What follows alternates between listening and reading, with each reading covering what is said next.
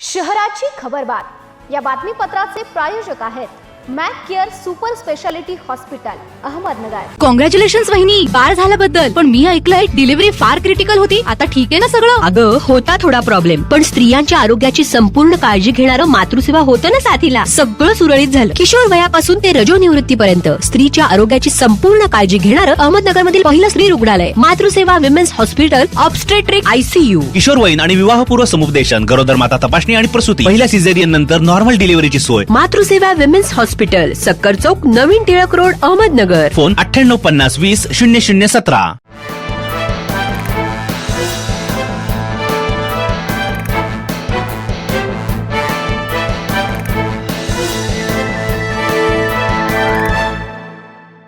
नमस्कार, मी साक्षी, न्यूज 24 सह्याद्रीमध्ये तुमचं स्वागत। पाहूया अहिलानगर शहरातील महत्त्वपूर्ण बातम्यांचा आढावा शहराची खबरबात मध्ये। सावेडी उपनगरातील मिस्किनमळा परिसरातून जप्त केलेल्या 150 ग्रॅम मेफेड्रॉन प्रकरणातील संशयित आरोपीच्या घराची तोफखाना पोलिसांनी गुरुवारी झडती घेतली। एका संशयिताच्या घरामध्ये आणखी 5 ग्रॅम मेफेड्रॉन आढळून आलंय। ते पोलिसांनी पंचनामा करून जप्त केलाय। दरम्यान गुन्ह्यातील मुख्य संशयित जमीर शेख व त्याचा साथीदार अद्याप पसार आहे।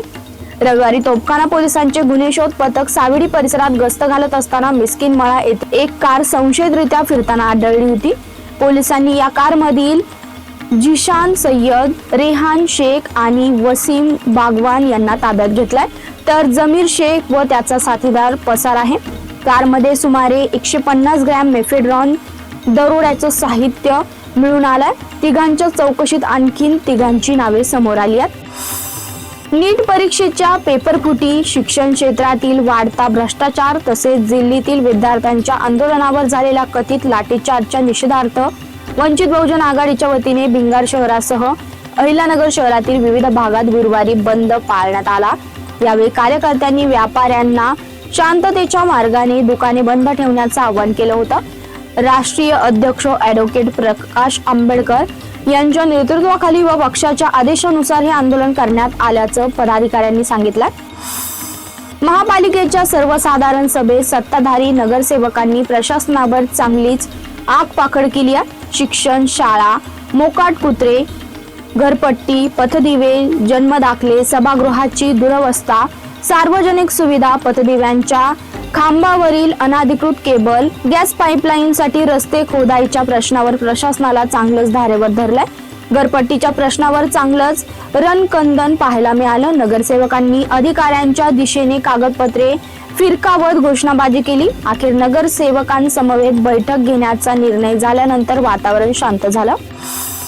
आंड्रे तो पिस्तूल असं म्हणत तरुणाला संपवून टाकण्याची धमकी दिल्याची घटना मंगळवारी रात्री 12:30 वाजेच्या दरम्यान माळीवाडा परिसरात घडली। या प्रकरणी कोतवाली पोलीस ठाण्यात गुरुवारी तिघांविरुद्ध गुन्हा दाखल करण्यात आला। या प्रकरणी केरप्पा हुच्चे उर्फ भाऊ, विशाला उर्फ बंडू हुच्चे, सुजाता हुच्चे यांच्यासह 4 अनोळखी इसमांविरुद्ध गुन्हा दाखल झाला। कृष्णा खंडप्पा भागानगरे असे धमकी दिलेल्या तरुणाचं नाव आहे।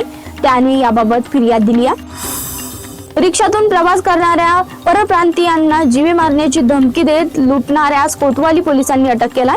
शुभम राजेंद्र खोसे असे अटक केलेल्या आरोपीचं नाव असून त्याच्याकडून 95,000 रुपयांचा मुद्देमाल जप्त करण्यात आलाय। शहराची खबरबात मध्ये इथेच थांबतो। तुम्ही पाहता न्यूज 24 सह्याद्री।